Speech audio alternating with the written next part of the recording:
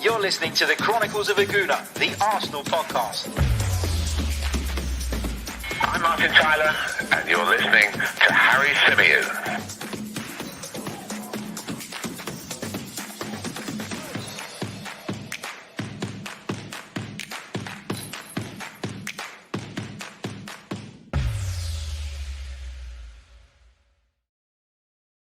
Hello and welcome back to the Chronicles of a Gooner, the Arsenal podcast, brought to you by 90 Min. As ever, I'm your host, Harry Symeou, and on this edition, we're going to be talking transfers again, because there have been a number of stories that have surfaced since we last recorded. And on top of that, if you're a YouTube viewer, you're going to get a third live show today. Later on, 8 p.m. UK time. It will be available in podcast format first thing tomorrow morning. But I'm going to be joined by Tom Canton of the Gooner Talk and Jess from She Knows Arsenal to discuss some more transfer stuff that's also emerged in the last few hours. Now, without kind of going into it too much, there is rumours and reports linking Arsenal with a move for Tammy Abraham. And that is going to be the subject and the focus of our show a little bit later on today. So we're not going to talk Tammy Abraham during this episode. But I can assure you the reason for that is because we've got plenty of other bits and pieces to discuss. I can see there are loads of you in the live chat box already. And we're not even 2 minutes in. That's incredible. So thank you all so much. Thank you to those of you who have recently subscribed as well. And to those of you who have been long-term subscribers, of course, because we've just hit the 14K mark, which we've been trying to do for a couple of weeks now. So thank you so much. And thank you to Stephen for your well wishes on that as well. Right, let's get into it then. Without further ado, let's talk Houssem Aouar. Now, we talked last week about the fact that we'd heard Arsenal had made an approach for Houssem Aouar, a player that we were highly and regularly and frequently linked with last summer, a player that was said to be somebody that Arsenal were really, really keen on. And unfortunately, for whatever reason, that deal never materialized. Arsenal ended up going for Thomas Partey instead. And we've said it before, if Arsenal really wanted Aouar and were willing to pay what they paid for Thomas Partey, that deal would have been done, but it wasn't for whatever reason. And on the show that we brought to you last week at some point, the day escapes me, I talked quite a bit about how I think if Houssem Aouar was that big of a kind of target for Arsenal at that point, then surely just 12 months on, the fact that he's available in a cut price deal, essentially for maybe even half the price that Lyon were quoting us at that point, surely makes that appealing to Arsenal Football Club. Obviously, the circumstances are different. Obviously, the circumstances have changed, but he's available at half the price. So why not go after him if he is a player that Arsenal are that big on, are that keen on, and are as keen as we were led to believe last summer. Apologies, something in my throat. Anyway, so Houssem Aouar has been the subject of an Arsenal offer, according to reports from France. And those initial reports came from Le 10 Sport. And Le 10 Sport's Alexis Bernard has gone on to reveal a little bit more about the offer that Arsenal are said to have tabled for Houssem Aouar. So according to Alexis Bernard, Arsenal have made an offer of less than 20 million euros, but Lyon are looking for around about 25 million euros. So Arsenal quite a bit short of what Lyon are looking for with regards to Houssem Aouar. And he also goes on to talk about Spurs' interest. He says that Spurs are also interested in Houssem Aouar and have the resources and the means to make that deal happen if indeed that is what they want to do. So Arsenal are in danger here of missing out on Houssem Aouar and him potentially ending up just a few miles down the Seven Sisters Road at Tottenham Hotspur. And for me, this is a strange one because, I've said it already. If Arsenal really did rate Houssem Aouar last summer as much as we thought they did, then although he hasn't had the greatest season, his stock in the eyes of the club can't have fallen that much in that 12-month period. I talked to you last week about the fact that sometimes you move on, that you can identify a target. It doesn't work out at that point. Somebody else emerges, somebody else comes in, and then that player becomes very much, someone in the rear view mirror. But Arsenal haven't moved forward. Arsenal haven't moved on. And we're about to lose Granit Xhaka, it seems. And we'll come on to talk about him because there is an update on his situation too. But, if Arsenal, as I keep on saying, were that interested in Houssem Aouar in the first place, then surely they'd be interested in going after him for around about 25 million euros, which is probably 21 million pounds. It feels like a bit of a steal. And Arsenal have been, talked about as a club with not a great deal of funds available. And then we've heard that there are funds available, and you don't really know what to believe as a fan. But Arsenal have just laid out, from what we're led to believe, around about 20 million euros on Albert Lokonga. And surely Houssem Aouar is more proven there. Surely Houssem Aouar is somebody that could come in and do a job at the football club. I've talked about the need to get two central midfielders in, Lokonga and somebody else. And this feels like a decent deal at around about 25 million euros. That's what Lyon want. I am certain that the player would choose Arsenal over Spurs. Spurs fans may call me a little bit arrogant in saying that, but I do believe that, especially in France, the appeal of Arsenal as a football club is much bigger than that of Tottenham Hotspur. And I think if Arsenal want this deal, they can make it happen. So why are they not making it happen? Let me know your thoughts in the comments section. Why do you think it is that Arsenal are reluctant to meet Lyon's asking price? Let me go over to the chat box. And first of all, I want to say a big thank you and a welcome to Johnny Kryptonite, who's just signed up to become a YouTube member. If you'd like to support the channel and support me in bringing you more content on a daily basis, not just Arsenal, but football related too, then please do check out our membership proposal. If you click on the link in the description, apologies, had to mute myself to sneeze. If you do want to become part of the membership scheme, you can do so by clicking on the link in the description, and you'll see the 3 packages available and decide from there whether you'd like to be a part of it. All your support is welcome, even if you're just watching, even if you're just hitting that like button, and even if you just subscribed. It all means the world to me. But if you want to go that bit further, there is a membership scheme available.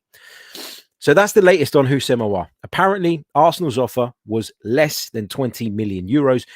Lyon are looking for around about 25 million euros. So right now, there is no agreement, and we're no closer to Houssem Aouar joining Arsenal Football Club. But these reports from France and these reporters who are obviously sharing these reports and talking about it are very adamant that Arsenal's interest in Houssem Aouar is genuine, and are very adamant that this offer has gone in. So, obviously we take everything during the transfer window with a pinch of salt, most things anyway. And I would advise you to do that in this instance too. But it is interesting that how this is being reported, because it's being reported with a lot of certainty, a lot of confidence, and a lot of kind of backing from some of the top journos over there. So yeah, interesting stuff. The other bit I wanted to talk about with regards to the midfield is, of course, Granit Xhaka. Now, we talked a little bit earlier on our last podcast about the fact that Arsenal have been linked with a move for Ruben Neves as a potential replacement. Maybe Houssem Aouar is in the kind of frame for that as well, based on what we're talking about now and what we're hearing. But what we've heard about Granit Xhaka is that Roma have finally agreed to increase their offer. Now, there are conflicting reports on this, because I've read 2 different quotations, 2 different figures, and I don't know which one is right. So Calcio Mercato say 15 million euros is the initial down payment, with add-ons up to the value of 2.5 million euros. So that would total the deal up to about 17.5 million euros. Others are saying that it's 18 million euros plus 2.5 million euros in add-ons, which would take the total value of the deal over 20 million euros. So I don't really know what is the answer here, but the kind of the common thing in these reports is that Roma have agreed to up their offer. They're both also saying that Roma have agreed personal terms with Granit Xhaka, but the fee remains unclear. We're not 100% sure what that fee is, what that total is, and if it's enough to satisfy Arsenal's demands. But it does feel like now that the European Championships are over, this deal is starting to move along, albeit slowly. Granit Xhaka happy to go there. Arsenal seemingly happy to let him go. Roma desperate to have him. Mourinho in particular, a big admirer of Granit Xhaka. I think he'll do well out there. I really do. I just want Arsenal to get the maximum that they possibly can, so that it stands us, of course, in better stead when we are looking to bolster our midfield options. Let's go back over to the live chat. Lots of comments coming in.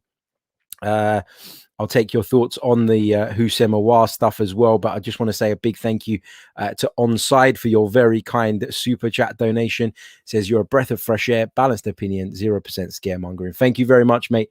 Really, really appreciate it, and really appreciate your kind donation. Means the world to me. Going back to the Aouar stuff, Mishane says he doesn't believe the rumors. Fair enough. Delisu says, hi, Harry. Nice to be on the show live after a long time. Do Arsenal really know what they want in midfield? Yeah, I mean, it's, I said it earlier on today. I like to think that there is a plan. I'd like to think that there is, a detailed and clear strategy in place when it comes to improving Arsenal in the midfield in particular. But I can't say that with any degree of certainty, because 1 minute we're after Neves, the next minute we're after Aouar, the next minute we're after Locatelli. This is what happens in the transfer window. You get reports coming from left, right, centre, and you end up in a place where you don't really know what's going on until things kind of get a little bit further down the line. As we've said, Lokonga signing is imminent, and he will add something to the squad. But I do believe that Arsenal need to bring in another central midfielder. Ruben Neves, Houssem Aouar, whichever it is, I don't think I'd be disappointed. But I guess a lot of it depends on finance. And if Arsenal are not willing to pay 25 million euros for Houssem Aouar, are they going to be willing to pay 35 million pounds for Ruben Neves? That's what you got to consider. Or do Arsenal see Ruben Neves as worth making a bigger investment in because he's got that kind of Premier League background and because we know a little bit more about him? I don't know. Interesting stuff. Assassin General says this transfer window is a mess to me, to be honest. I don't disagree with you, mate.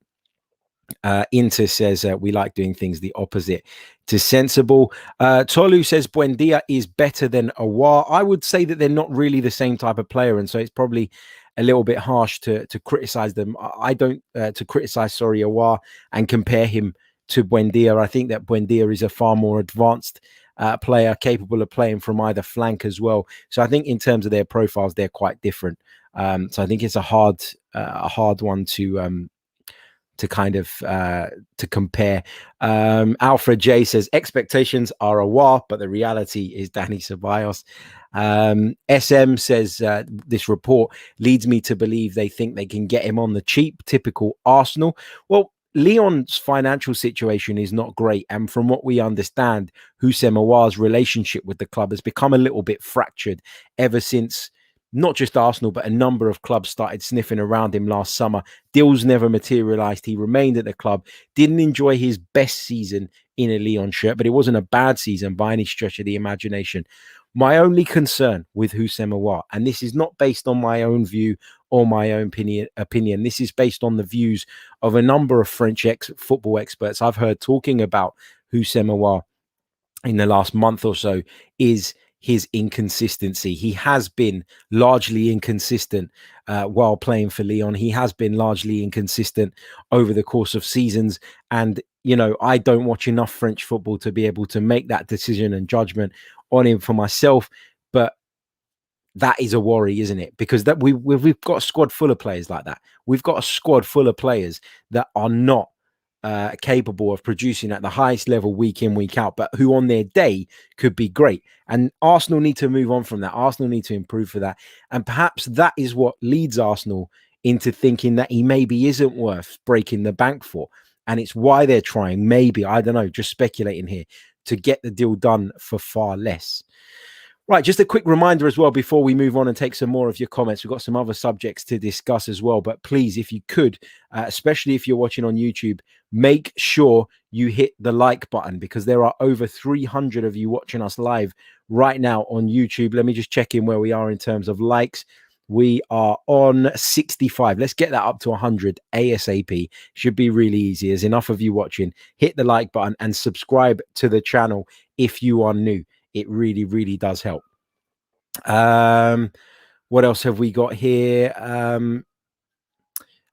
Let's pick up a couple of other bits. Rydog says, I don't mind testing Lyon's resolve. French teams are broke. Yeah, you wouldn't expect any good businessman, any good negotiator to go in with their final offer on the first offer. You just don't do that, do you?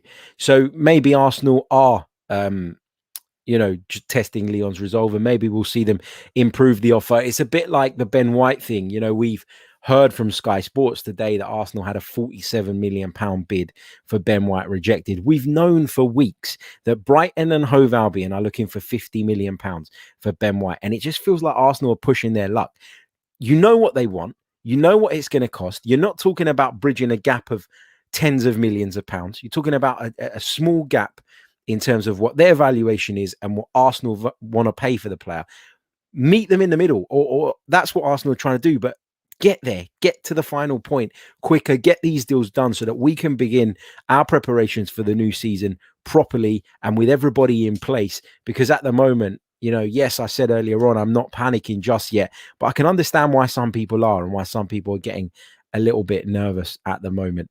Let's pick up just a couple of other bits and pieces before we go on to talk about a couple of other things, other topics. Big hello to loads of you joining us now as well. Stephen, Yusuf, Arslan, Alex, Sam, Chris, Nicholas. Hope you guys are all good. Let's pick up this question from Christian Huvo, who says, is Aouar a backup to Emil Smith-Rowe and Neves? This doesn't make sense. He's definitely not starting over those two. I don't think we would get Neves and Aouar, if I'm being honest. I don't think we would get Neves, Aouar and Lokonga. It would be nice because we certainly need to bolster our options in that area. And then you wouldn't probably mind seeing someone like Ainsley Maitland-Niles move on, or even Mohamed El Neni. But, it feels a little bit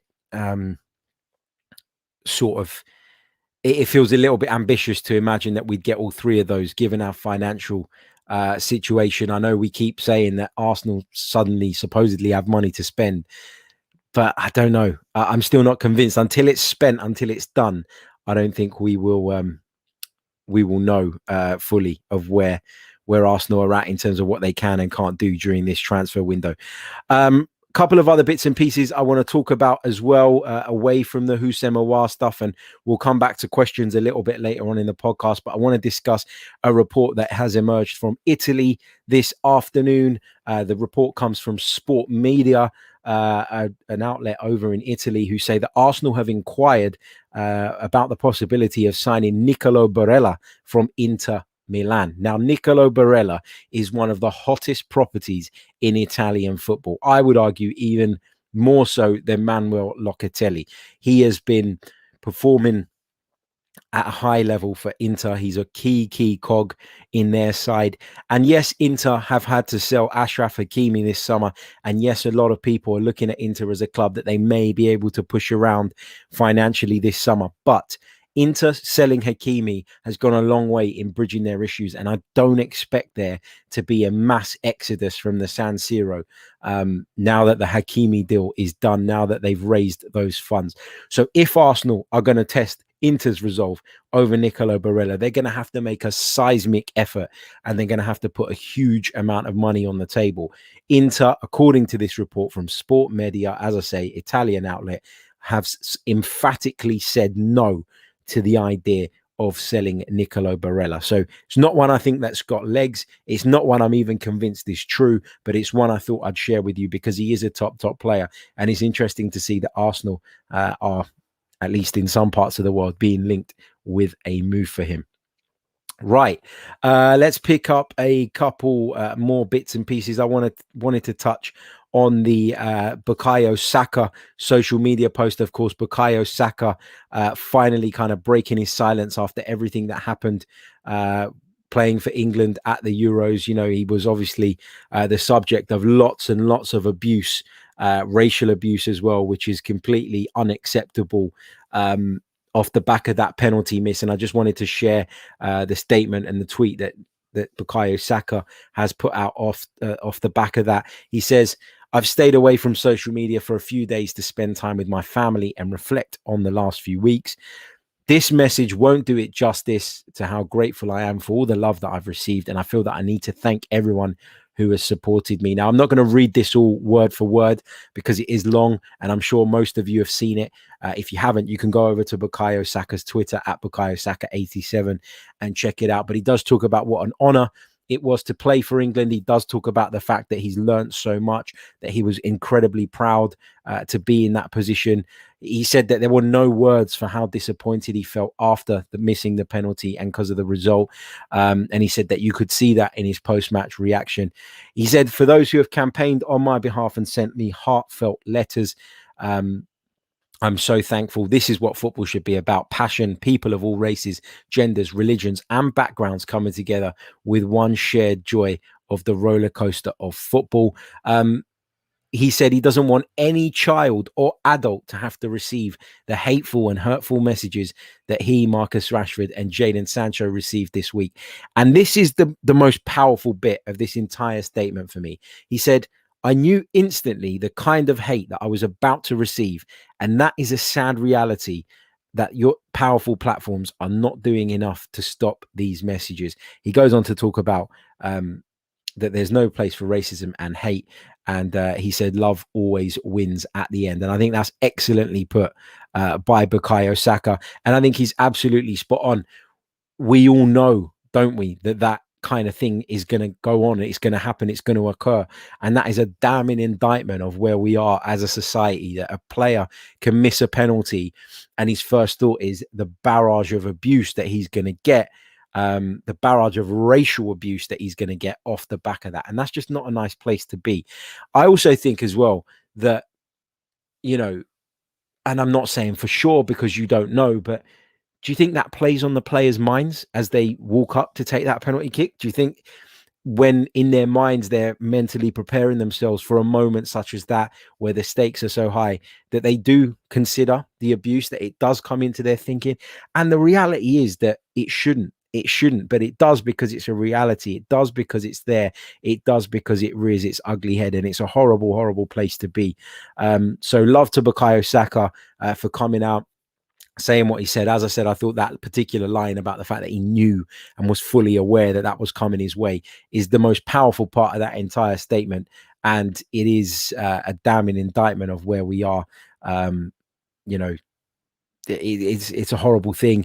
And I'm confident that Bukayo Saka will bounce back from it. And I'm confident in the fact that he'll be able to move on, because I think actually for once the reporting around it and the kind of sincerity that it's been met with has been positive. And you know, you can't always say that about the British press, but I think they've done a good job of highlighting this issue and trying to take some steps to help eradicate it. The other bit I wanted to talk about today was a statement that came out from Arsenal just a little while before we went live. Let me just share that with you. And Arsenal have revealed details of a new approach, apparently. And this approach is to bring fans closer. New approach unveiled. Arsenal say as the 2021 season, 21-22 season, approaches and the following discussions with supporters representatives, we're launching a number of initiatives to bring fans closer to the club. This is designed to ensure fans are increasingly central to our decision-making moving forward. To support this ambition, we're establishing an Arsenal advisory board exclusively comprised of fans to provide counsel to the Arsenal board on a range of predominantly off-field matters. Yeah, of course, they're not going to let the fans manage the club, are they? My God, that would be disastrous. But it's going to include people from the Arsenal Independent Supporters Association, the Arsenal Supporters Trust, Gay Gooners, domestic and international supporters clubs, Arsenal Disabled Supporters, and the Fans Forum representatives for 18 to 24-year-old fans. These groups have been identified as they represent large numbers of Arsenal's diverse global community.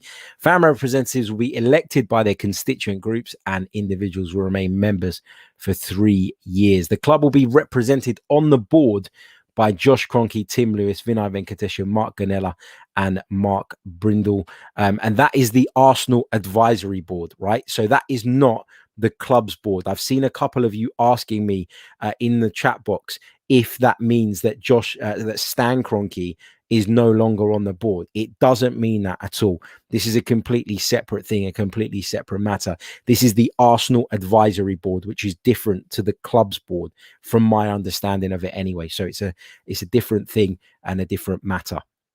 But yeah, interesting. You can go on the club's website. You'll find some kind of key themes on that page that they've shared. So they're talking about preserving the culture and traditions of the club, future directions, engaging the growing support around the world, community work at home and abroad, growing the profile of Arsenal women and women's football in general, and developing revenues to maximize investment in players.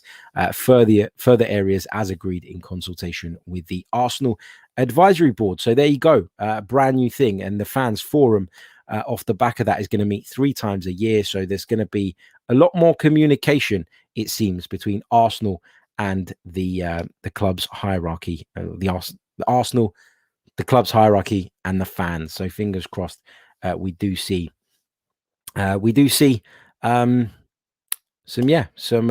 progress on that front, because it is a problem. You know, a lot of Arsenal fans have felt disconnected by the football club even prior to the Super League announcement. That was the final straw for many, but it is for me, the kind of call to action that a lot of people needed to actually get moving on something like this. And the response to the Super League would have no doubt kicked the club's asses into gear and got them moving on this. As Sam rightly says in the comments, whether they actually listen to the fans is a different matter. Absolutely couldn't agree more. Right, let's get some questions in. We'll go for around about 15, 20 minutes more, I'd imagine. Get your questions in the chat box. Let's pick up some of those. Let's check in where we are in terms of likes. I know this pisses some people off, but it's got to be done. It really does help the channel. And there is a whopping 500 of you watching us right now across the multiple platforms. 450 on YouTube specifically. We've only got 129 likes. Surely we can get it up to 200 likes. As I say, there are enough of you watching, and it really, really helps. So please smash the like button if you haven't already, and subscribe if you're new. Right, let's pick up some of your questions. Scrolls through. Let's see if we can find something to talk about here. A lot of you have been asking me about Hector Bellerin. Actually, let's pick out the Hector Bellerin thing. People asking me whether that deal's done, whether he's gone, whether he's any closer to going. Well, no, he's not. Honestly, there is no deal in place that would see Hector Bellerin leave the club, and I was actually quite surprised to see him involved in the friendly against Hibernian, because I thought, we'd heard a lot about a deal maybe being close, and obviously it isn't as close as some were reporting, because he is part of the team that is playing up in Scotland at the moment. The ground lies like this when it comes to Hector Bellerin. He wants to leave the club. Arsenal are happy to move him on. Arsenal prevented him moving on last summer and have now agreed at the time, a gentleman's agreement was in place that would allow him to move on. Now, the problem here is that nobody as of yet has come up with an offer that is anywhere near Arsenal's valuation of the player, which is expected to believe or expected to be believed to be around about £20 million. Nobody has come anywhere near that. And so we are in a position where we've got a player who wants to move on, a player that Arsenal would quite like to move on as well. He's a big earner at the football club, and nobody is willing to pay the money. Inter are the club that Hector Bellerin has supposedly indicated he would like to join. Now, of course, they have moved Achraf Hakimi on, and therefore they are in the market surely for a right back. But they don't want to pay. They want to take him on loan. And Arsenal have tried to get them to take him on loan with an obligation to purchase him at the end of next season, which would at least guarantee some income from Hector Bellerin, even if it is 12 months or so down the line. But unfortunately, nothing has materialized yet. Inter not willing to commit to an obligation to buy, but would be happy potentially to do an option to buy. But the option doesn't really help us. I've got to be honest. So I think that this one is one of those ones that's probably going to rumble on throughout the course of the window. And I do think Arsenal will probably end up allowing Hector Bellerin to leave in a cut price deal, in a deal that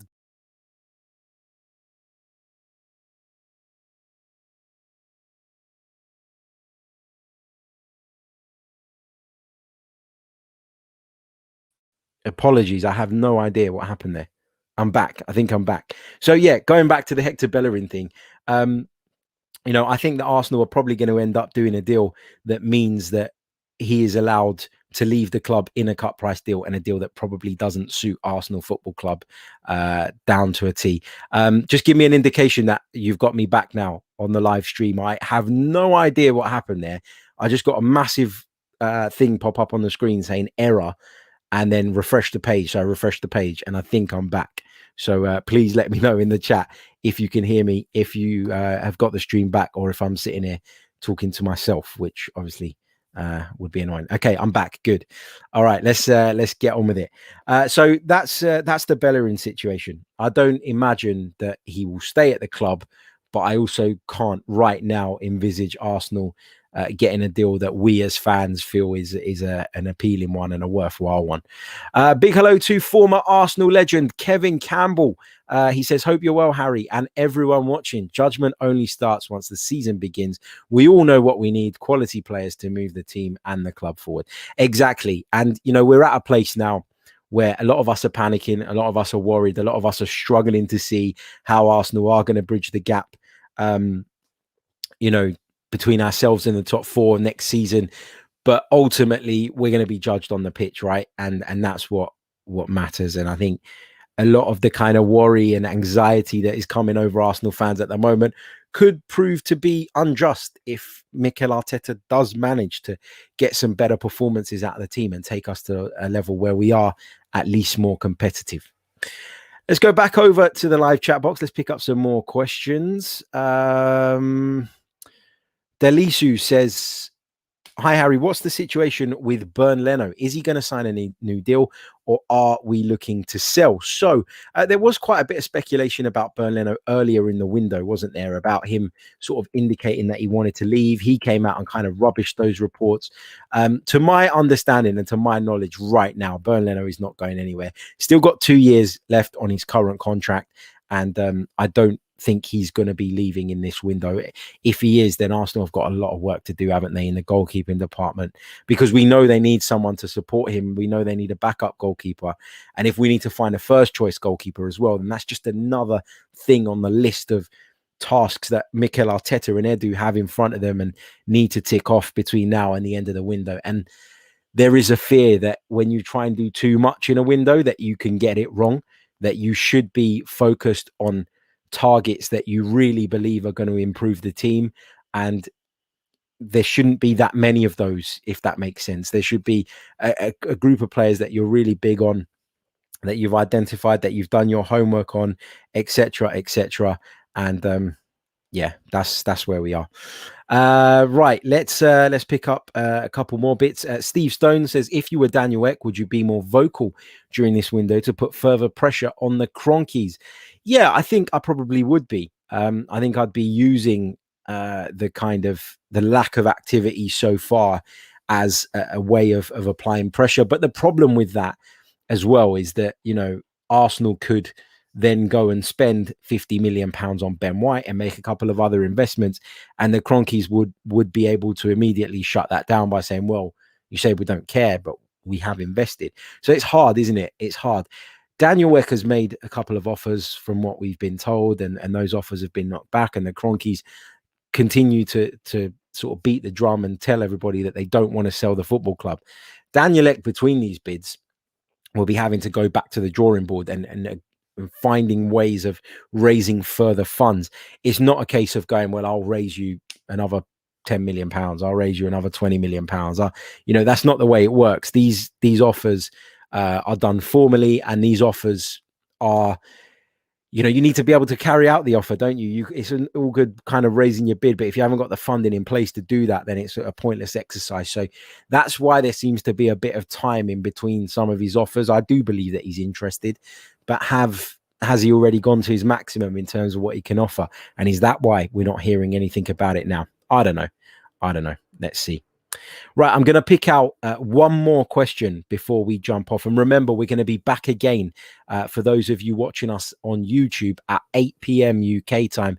Jess from Shino's Arsenal and Tom Canton will be joining me to discuss the Tammy Abraham rumours. That's why we haven't discussed it on this show.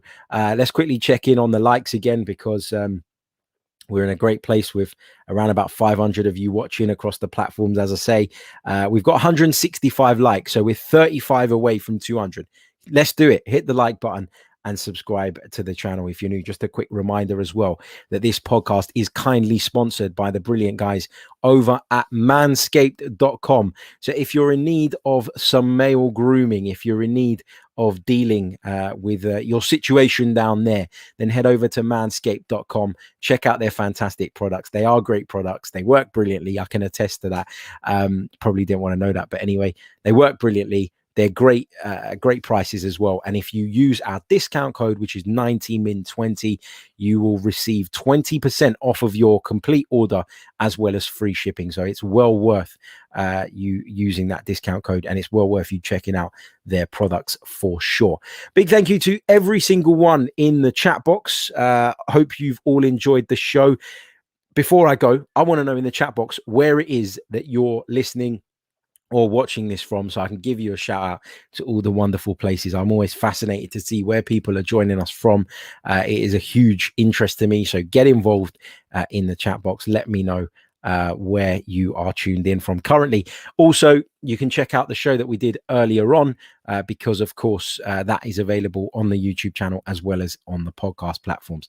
I'll just pick out one final thing from Brad Richardson. Highbury or the Emirates, what ground means more to you? It's got to be Highbury, man. It's got to be Highbury. Until we make the kind of Emirates, until we make the kind of memories that we made at Highbury at the Emirates, then that'll always be the case, for sure. Although the Emirates is a fantastic station, but stadium. I'm all over the place. What's going on? Been talking too much today. But there you go. Looking at it, there's only one answer for me. There really is. Big hello to George Morales, who joins us from Atlanta. We've got Griefhampton in Finland. Dave is in Charlotte.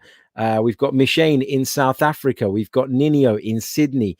We've got Miami, Minneapolis, South London, Canada, California, Somalia, Paris, Philippines, Kuwait. What else have we got here? Nigeria, Huntington, Nigeria again, Canada again, more Nigeria, Essex. We've got Sierra Leone. We've got Love from the Six. I don't know where that is. Steve Stone's in Kent. We've got Silas in Kenya. We've got Durban, South Africa, Clearwater, Florida, Singapore. Chris is in his kitchen. Omar's listening from his balcony. We've got Somaliland. We've got Highbury. We've got Chicago. Apologies if I missed some of you. We've got Greece. Shout out to Greece. We've got Surrey. We've got Australia. We've got New Jersey. We've got people all over the place tuned in to us. So thank you all so much. Really, really appreciate your support. We'll be back, as I say, a little bit later on with another show, and I'll catch you all very, very soon. Until next time, take care, and of course, stay safe. Ciao.